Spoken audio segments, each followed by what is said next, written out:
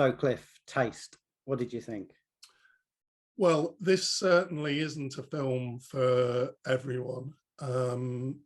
It requires a certain attitude, this film. There's no story. It's very slow. It's, if you were in the wrong frame of mind, you might really struggle with this film. At the same time, I absolutely loved it. I was in the right frame of mind. I found it completely compelling. Normally a slow film I might watch in 2 sessions, but this I just was gripped, and I just watched it in one sitting and absolutely loved it. And I've been going back looking at clips again and just thoroughly enjoying them. I mean, from the off, the cinematography is just extraordinary. This film is a real work of art. You could take any of the stills of this film, put them on a gallery wall, and I think it would make a fantastic exhibition. They're really compelling images, and often the characters are very still, like a still image. It's like the characters do kind of pose for a photo almost. And I really like the courage of, I think it takes courage to linger that long with a kind of shot where all the characters are just still, but in quite posed positions. We saw several scenes like this, and I really liked it. This movement is really important in this film. It really feels like it's choreographed. It really feels like a dance. I mean, no one is dancing in this film, but it really feels like it is very particularly choreographed, that people are told exactly where to stand, exactly where to walk. And I just found it really extraordinary how compelling that was. It was very unnatural in the sense of often people were positioned in ways that wasn't natural, or they weren't behaving naturally. But it was just really compelling. And like the scene where they're all bringing bags of food into the kitchen and putting it on the table. I just rewatched that again a few minutes ago, and I really like that scene. There's something, it is like choreography, it is like dance, and there's just something really satisfying about it. I often talk about the sound in films, but I think in this film, the sound was extraordinary. I do often talk about films where you become kind of hyper aware of the sound, and I think this was one of those films. There was very little speaking. I mean, there was some dialogue, but there were long periods where we just had the sounds of people shuffling around and doing tasks and preparing food and eating and washing, and I just thought this was extraordinary. In fact, this is for me the most powerful part of the film, the sound. And it made me think of there's an article by a bit of writing by Vivian Sobchak and it's called What My Fingers Knew. And she writes about Jane Campion's film The Piano, and a scene where someone's playing the piano, and she kind of explains that her fingers knew what she was looking at. That she experienced the film in her fingers as she watched this person playing the piano, or something like that along those lines. And I thought that that's what happened in this film. There were certain scenes that were just extraordinary. When someone was rubbing the chicken for a couple of minutes, the sound was just extraordinary, and you felt it. This wasn't just something to watch, this was something to experience.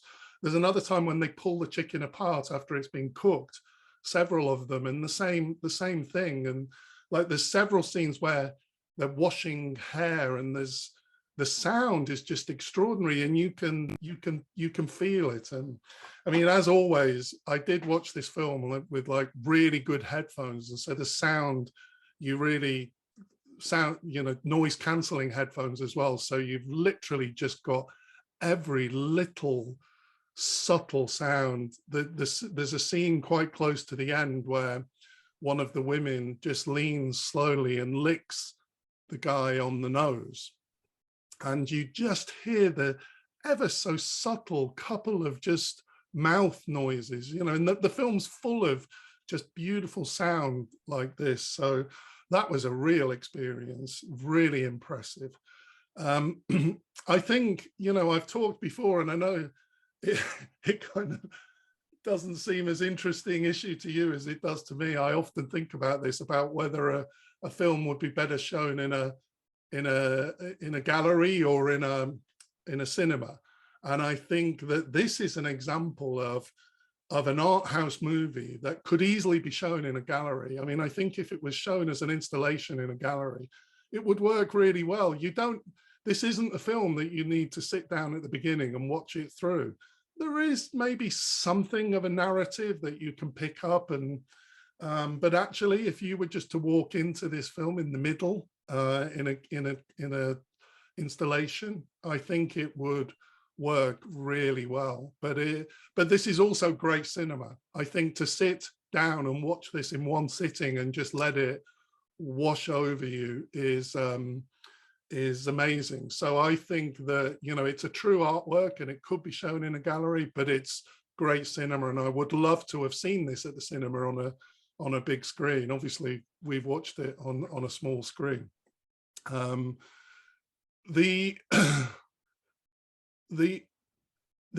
that for me, this film was all about experience, and I'm not sure I understood much of what it's about, but that's the beauty of it, I think. The fact that it's such a deep level of experience, I have the feeling that it's actually about really substantial issues, this film. And so I'm not left feeling that the film was just a creation, a collection of kind of glossy images that look good. It actually, there is a depth of meaning, but, you know, a lot of it was very surreal and ambiguous, and kind of carrying the swordfish round and, you know, riding motorbikes inside. It was sometimes quite surreal and weird. I really thought about I found it really interesting, kind of trying to work out what actually was going on here. Are these people like happily living together, like in a commune type situation, or are they living in a kind of purgatory? I kept feeling that sometimes that these people were living with like such a calmness and balance that there were no highs or lows, and they were almost living in a mindful, meditative state of kind of perfection, a simple monk style life. But then other times it kind of felt really cold and emotionally detached. And we do have that one scene where one woman spits at the guy when he's with another woman.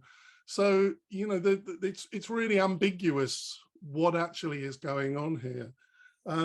There was another work I thought of. I think I might have seen this with you in a gallery in London many years ago, a Bill Viola work called The Chapel of Frustrated Actions and Futile Gestures, which was a big screen of kind of 9 images of just really just mundane, apparently mundane actions of things happening. And then occasionally something would happen in one of these images.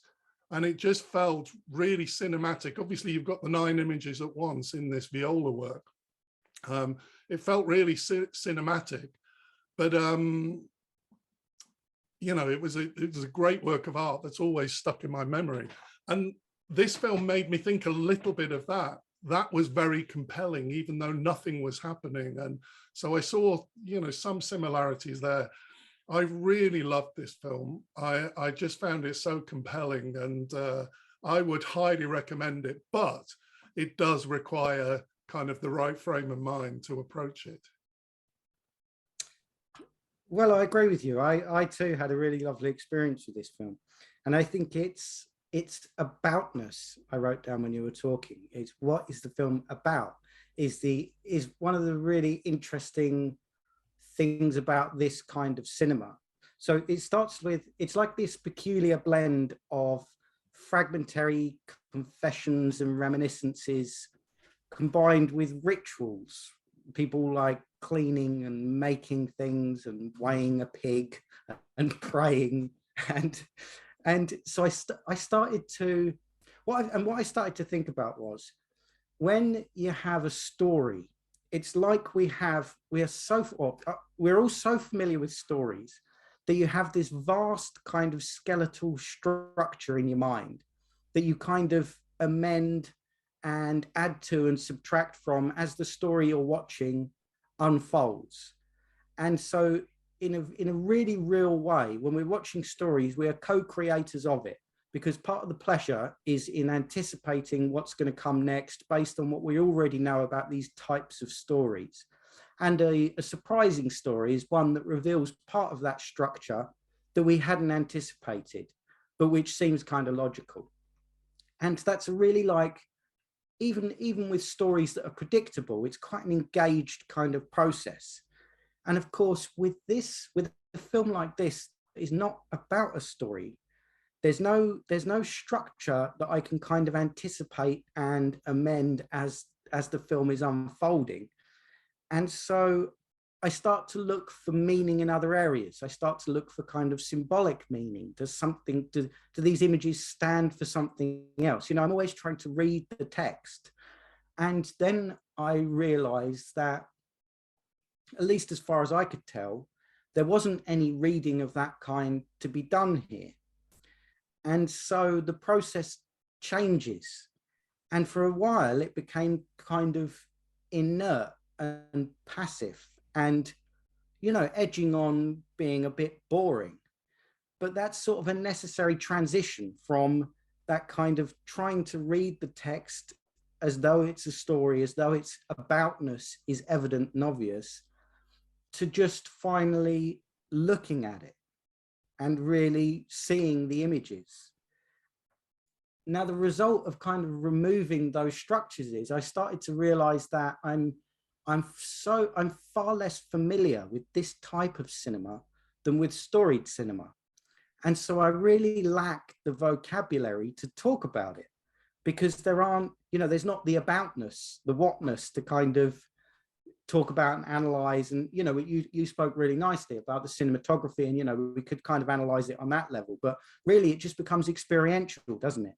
And the only thing I can think to say is that on an experiential level, I finally found it really hypnotic and calming and quite beautiful. And I think it's, I agree with you.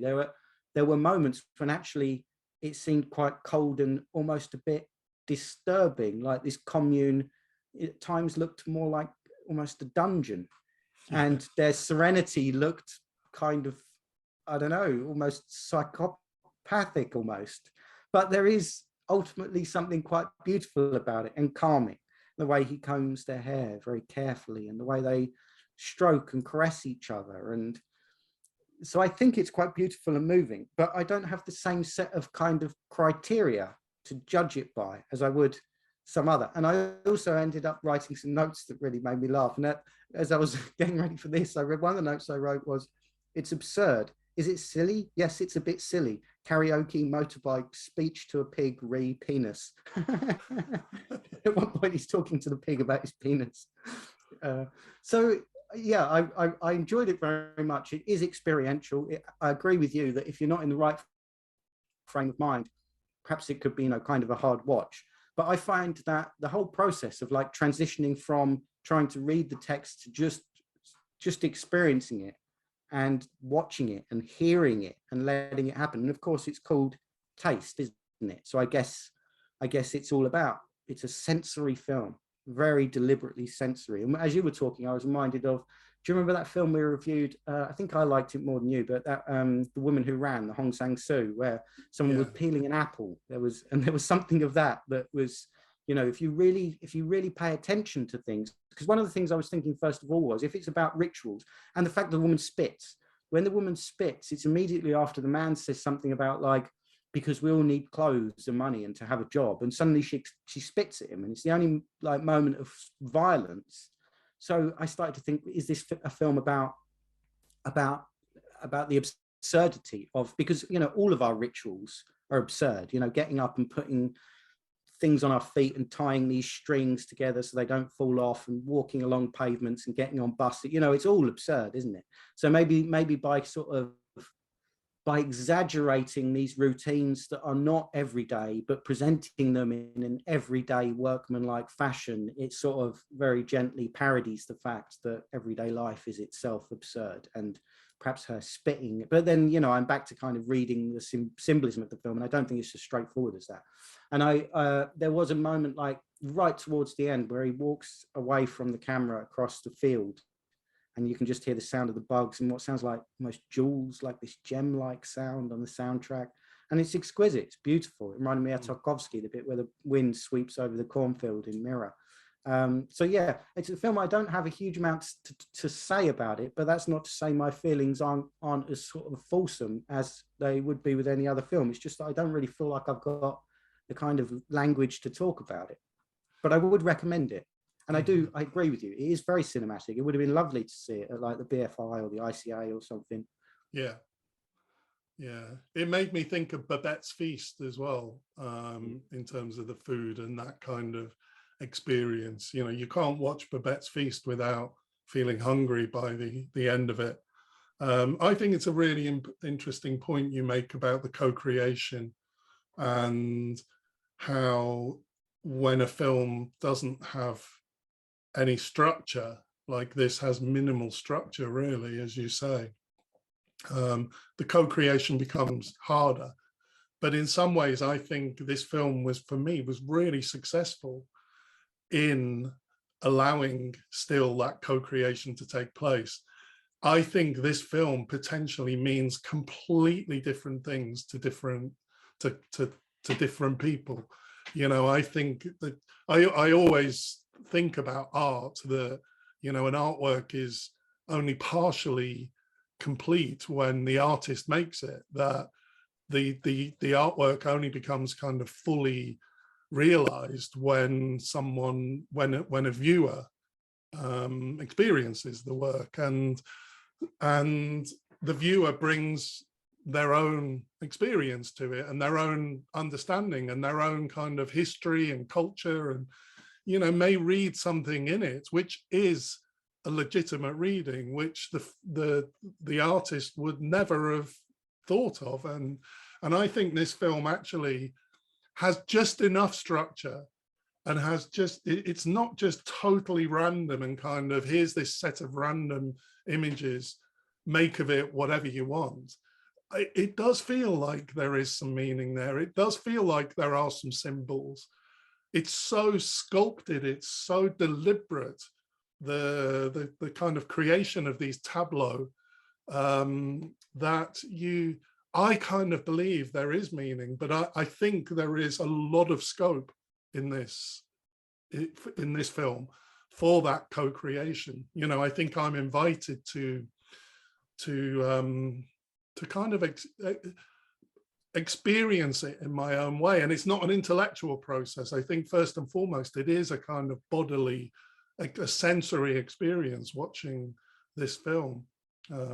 It's funny because one of the thoughts I kept having was like little things, like I was thinking, oh, if you have a pig running around your house, what happens if it, you know, goes to the toilet on the floor? And then I was thinking, well, actually, they live so simply. There's no carpet, there's no furniture, so it's easy to clean it up. And then when they're carrying the fish, I was just imagining that if you were actually wearing clothes, carrying a big swordfish like that, you'd get all smelly. But when it's just up against your body, somehow there was something very natural about the whole thing. It was like living more in harmony with nature. And I mean, that's just one example of one place where it took me several times throughout the film. And I can't pin down exactly what the meaning is, but you add together the sensory experience and the symbolism, and to me, it feels really substantial. Yeah, I mean, it's a fascinating issue, this, isn't it? Because there is a difference, I think, between. I agree. The film is purposeful. You know, I don't for a minute mean that it's a random collection of images. It's purposeful and deliberate, and that seems very evident. I guess what's really interesting, and I've spent quite a long time on this idea, is when we pin down what we mean by the word meaning. What do we mean by meaning? Usually we mean semantic meaning. We mean, you know, if you can decipher these symbols, you can put together this sentence, and that sentence is either right or wrong. But there are other types of meaning, but those other types of meaning become exceptionally difficult to talk about because we don't really know what we mean. We mean, there's experiential meaning, isn't there? And there's semantic meaning. There may be some other type of meaning, but I don't really know how we talk about it, you know. But I agree, the film is very deliberate and purposeful. And yeah, that's not to say you don't sort of interact with and reflect on it. I guess it's just interesting that it does, or did for me anyway, become a very different viewing experience. And one I like, you know, I like that kind of patient. It's nice to dispense with story sometimes, you know. I can get kind of glutted with story. It's nice to strip that out and say, don't worry about that, just experience this for a moment and experience something that's made by someone who knows what they're doing, even if you don't, because it's evident while you're watching it that they know what they're doing, and that's enough. You know, that's enough for it to be compelling. And so actually it's a pleasure not to be the co-creator. It's a pleasure to kind of retire that person for a while, or at least it was for me, you know, to eventually get to a point where that's kind of the heart of meditation in a way, isn't it? To stop trying to sort of insinuate yourself into the experience and just let the experience be. Yeah, it's a really accomplished film, isn't it? That's what I'm thinking just as you're speaking, that neither of us know this filmmaker, do we? I don't know if he's made other films, but this is a really accomplished work, really impressive. And I was just thinking, I think I've mentioned this once before, I saw a Q&A with Oliver Lax at the ICA where before one of his films, and he said, you know, could I ask that you watch this film with your skin?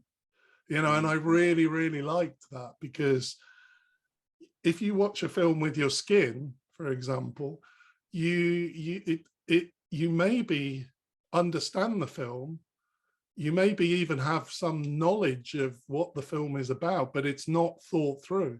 It's happening elsewhere in the body. And I really like that concept.